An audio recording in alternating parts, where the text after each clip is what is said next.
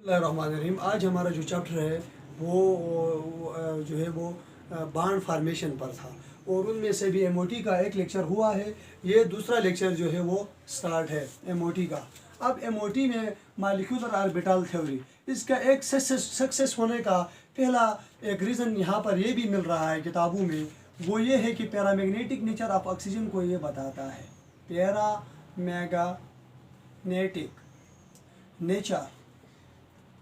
Nature of oxygen,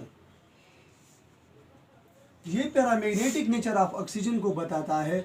ये एक जिक्र है किताब में, ये इसमें लिखा हुआ है कि जब लिक्विड ऑक्सीजन को मैग्नेट के करीब लेके जाओ तो वो लिक्विड मैग्नेट जो है उस लिक्विड ऑक्सीजन को क्या कर रहा है, अट्रैक्ट करता है। According to VBT oxygen is a diamagnetic, but according to MOT oxygen is a paramagnetic. पहले हम ऑक्सीजन के बॉन्ड ऑर्डर, उसके पैरामैग्नेटिक नेचर को उसके एनर्जी लेवल डायग्राम से सीखते हैं, सही है। तो हमें पता है ऑक्सीजन, अगर एक ऑक्सीजन है उसका इलेक्ट्रॉनिक कॉन्फ़िगरेशन करो, एटॉमिक नंबर 8 है, इसका मतलब ये होगा 1s2 2s2 और 2p4 होगा। अगर दूसरा ऑक्सीजन है, ये दूसरा ऑक्सीजन, उसका भी एटॉमिक नंबर 8 होगा, 1s2 2s2 और 2p4 होगा, सही है। अब जो आखिरी शेल वाले हैं, बॉन्ड हमेशा जो वैलेंस शेल है वो बनाता है, जो आउटर मोस्ट शेल है। आउटर मोस्ट शेल में ये दो आ रहे हैं, आउटर मोस्ट शेल में ये दो आ रहे हैं, तो इनको हम जो है वो इनका एनर्जी लेवल डायग्राम बनाते हैं। 2s की एनर्जी कम होती है और 2p की क्या होती है, ज़्यादा होती है। पहले हम 2s के एनर्जी को फाइंड करते हैं। अब देखिए यहाँ पर मैं लिखता हूँ 2s, ये लिखता हूँ यहाँ पर 2s, सही है। तो s में मैक्सिमम, यहाँ पर 2 इलेक्ट्रॉन है तो मैंने 2 लिखा, सही है। यहाँ पर भी मैं लिखता हूँ 2s वाले को, सही है। यहाँ पर भी 2, इसके अंदर भी 2 इलेक्ट्रॉन आ जाएंगे। ये एटॉमिक ऑर्बिटल है, जब ये आपस में मिलेंगे तो कौन सा ऑर्बिटल बनाएंगे, मॉलिक्यूलर ऑर्बिटल बनाएंगे। ये जब कंबाइन हो जाएंगे तो मॉलिक्यूलर ऑर्बिटल बनाएंगे।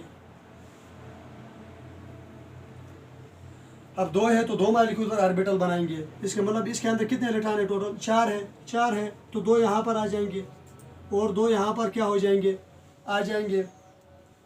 2 कहाँ पर आ गए, 2 यहाँ पर, 2 यहाँ पर, टोटल 4 हो गए। ये 2s के हो गए। अब 2p के हम फाइंड करना चाहते हैं। 2p की क्या करना चाहते हैं, 2p के फाइंड करना चाहते हैं। तो 2p की कैसे फाइंड करेंगे, तो 2p यहाँ पर हम लिखते हैं कि ये यहाँ पर 2p के तो एक p में मैक्सिमम कितने ऑर्बिटल होते हैं, 3 होते हैं, 2 3 हो गए। ये दूसरा p के फाइंड करना चाहते हैं, 1 2 और 3 हो गए, सही है। जब ये आपस में कंबाइन हो जाएंगे 2 किस्म के ऑर्बिटल बनाएंगे।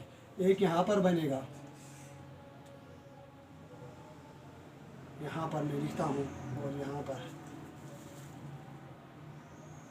1 2 और 3, और ये जो 3 है ये ऊपर बनाएंगे एंटी बाइंडिंग में, 1 2 और 3, ये ऑर्बिटल बन गए। अब p में कितने हैं, टोटल 4 है, 1 2 3 और 4। दूसरे p में भी कितने हैं, 4 है, 1 2 3 और 4, सही है। ये भी 2p4 है और ये भी क्या है, 2p4 है। ये एटॉमिक ऑर्बिटल है। जब मिले तो मॉलिक्यूलर ऑर्बिटल। तो यहाँ पर 4 और 4 8 है, 8 है। यहाँ पर मैक्सिमम कितने आ सकते हैं, 6 आ सकते हैं, 1 2 3 4 5 और 6 हो गए। बाकी बच गए कितने, तो 2 बच गए, 1 और 2। यहाँ पर अगर एनर्जी की बात कर रहे हो तो एनर्जी ऊपर की तरफ क्या हो रही है, इंक्रीज हो रही है, सही है।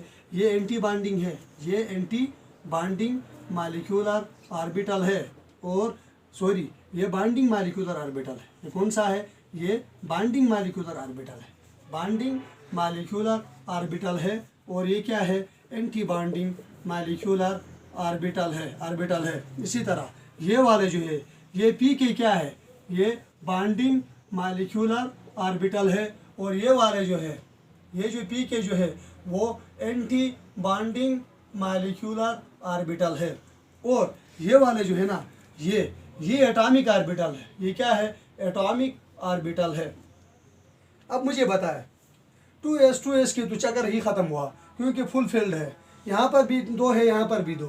बॉन्ड ऑर्डर और उसका कंसेप्ट पैरामैग्नेटिक नेचर का कंसेप्ट यहाँ पर नहीं चल सकता है। अब 2p को देखो, 2p को देखो तो आपको पता है कि बॉन्डिंग मॉलिक्यूलर ऑर्बिटल के अंदर कितने इलेक्ट्रॉन है, 6 है, एंटी बॉन्डिंग में 2 है। आपको पता है बॉन्ड, अब देखो यहाँ पर देखो तो यहाँ पर अनपेयर्ड इलेक्ट्रॉन बचे हुए और वो कितने हैं, 2 है। और किसी भी कंपाउंड के अंदर अगर अनपेयर्ड इलेक्ट्रॉन बच रहे हैं तो वो पैरामैग्नेटिक नेचर को पैरामैग्नेटिक जो कैरेक्टर है उसके पैरामैग्नेटिक नेचर जो है उसको बताता है। इसी वजह से oxygen is a paramagnetic not a diamagnetic. अब देखिए अगर इसकी बॉन्ड ऑर्डर मालूम करना चाहते हो, बॉन्ड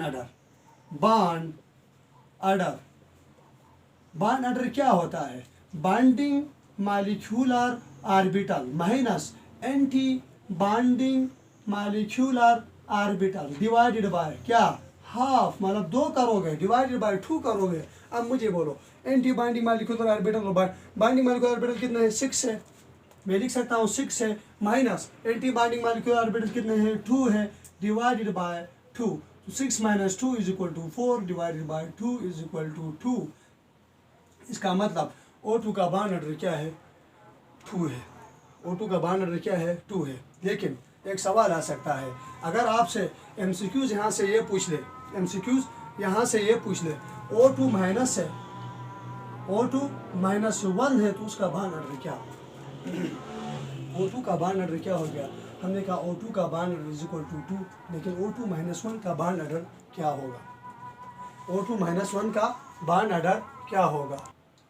O2 -1 की बॉन्ड ऑर्डर अगर हम मालूम करें तो वो किस तरह करेंगे, O2 के बॉन्ड ऑर्डर 2 है, O2 -1 के मतलब ये है कि एक इलेक्ट्रॉन और ऐड हुआ है, एक इलेक्ट्रॉन यहाँ पर आप और ऐड कर दो, टोटल 3 हो गए, यहाँ पर 6 है। मुझे बोलो यहाँ पर आपने क्या करना है, यहाँ पर जो है वो एंटी बॉन्डिंग में आपने जो है वो 3 करना है, तो 6 - 3 कर दो और डिवाइड बाय 2 कर दो, सही है। 6 - 3 डिवाइड बाय 2 करो तो यहाँ पर आ जाएगा 3 डिवाइड बाय 2 तो 1.5 आ जाएगा। इसका मतलब O2 -1 का बॉन्ड ऑर्डर 1.5 आ जाएगा। ये आपको MCQs दे सकता है, यहाँ से MCQs हो सकता है कि O2 का बॉन्ड ऑर्डर तो 2 है, लेकिन O2 -1 का बॉन्ड ऑर्डर कितना है, तो O2 -1 का बॉन्ड ऑर्डर 1.5 होगा। फिर आपसे सवाल ये कर सकता है O2 -2 का बॉन्ड ऑर्डर क्या होगा। O2 -2 का बॉन्ड ऑर्डर आपने क्या देना है, एक और ऐड करना है इलेक्ट्रॉन, यहाँ पर एक और ऐड कर दिया मैंने, सही है। तो 3 की जगह यहाँ पर क्या लिखोगे, 4 लिखोगे तो 6 - 4 करो, यहाँ पर आ जाएगा 2 आ जाएगा, सही है। 6 - 4 डिवाइड बाय 2 डिवाइड बाय 2 तो यहाँ पर आ जाएगा बॉन्ड ऑर्डर 1, क्या आ जाएगा, O2 -2 का बॉन्ड ऑर्डर 1 आ जाएगा, बॉन्ड ऑर्डर क्या आ जाएगा, 1 आ जाएगा, क्योंकि 2 पहले से 2 और 6 - 4 2 divide by 2 is equal to 1। लेकिन सवाल आ जाए O2 -3 का बॉन्ड ऑर्डर फाइंड करो, O2 -3 का बॉन्ड ऑर्डर फाइंड करो, सही है। तो एक और ऐड कर दो यहाँ पर, तो सही है। तो 6 - 5 6 माइनस क्या करोगे, 5 करोगे, डिवाइड बाय 2 करोगे तो 6 - 5 करो, 6 - 5 करो, डिवाइड बाय 2 करो तो यहाँ पर 1/2 आ जाएगा, 1/2 आता है 0.5। यहाँ पर इसका बॉन्ड ऑर्डर क्या होगा, 0.5 आ जाएगा।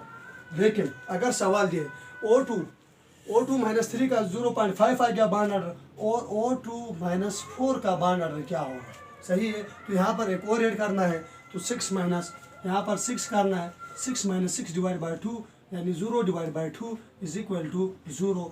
अगर बॉन्ड ऑर्डर मैंने ये कहा था, जिस किसी का भी बॉन्ड ऑर्डर अगर 0 आ रहा है तो वो मॉलिक्यूल एग्जिस्ट नहीं करता है। इसका मतलब O2 -4 does not exist, O2 -4 जो है ये एग्जिस्ट नहीं करता है। आप सवाल कर सकता है O2 का क्या बॉन्ड ऑर्डर है, 2 है। O2 -1 का बॉन्ड ऑर्डर क्या है, 1.5 है। O2 -2 का बॉन्ड ऑर्डर क्या है, 1 है। O2 -3 का बॉन्ड ऑर्डर क्या है, 0.5 है। O2 -4 का बॉन्ड ऑर्डर क्या है, O2 -4 का बॉन्ड ऑर्डर जो है वो 0।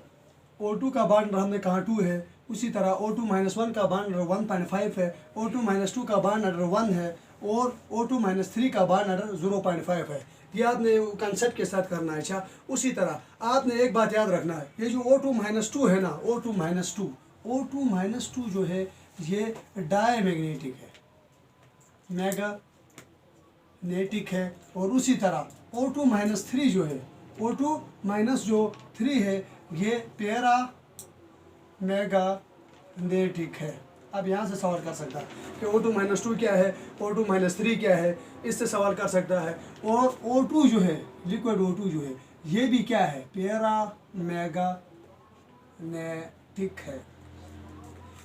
सही है, तो ये इनका बॉन्ड ऑर्डर है। और ये O2 पैरामैग्नेटिक है, O2 माइनस 2 डायमैग्नेटिक है, और जो O2 माइनस 3 है ये भी पैरामैग्नेटिक है। अगर स्टेबिलिटी की बात करते हो, कौन सा ज़्यादा स्टेबल है, स्टेबिलिटी की अगर आप बात करते हो तो यहाँ पर सबसे ज़्यादा स्टेबल कौन सा होगा, जो आपको भी पता है मुझे भी पता है, वो O2 होगा। क्योंकि जिसका बॉन्ड ऑर्डर जितना ज़्यादा होगा वो उतना ही ज़्यादा स्टेबल होगा। फिर दूसरे नंबर पर इसका बॉन्ड ऑर्डर ज़्यादा है तो O2 माइनस 1 होगा, O2 माइनस 1 होगा। फिर उसी तरह तीसरे नंबर पर इसका बॉन्ड ऑर्डर ज़्यादा है, इसका मतलब उसके बाद O2 माइनस 2 होगा। और उसके बाद इसका बॉन्ड ऑर्डर उससे भी कम है तो उसके बाद जो है वो O2 माइनस 3।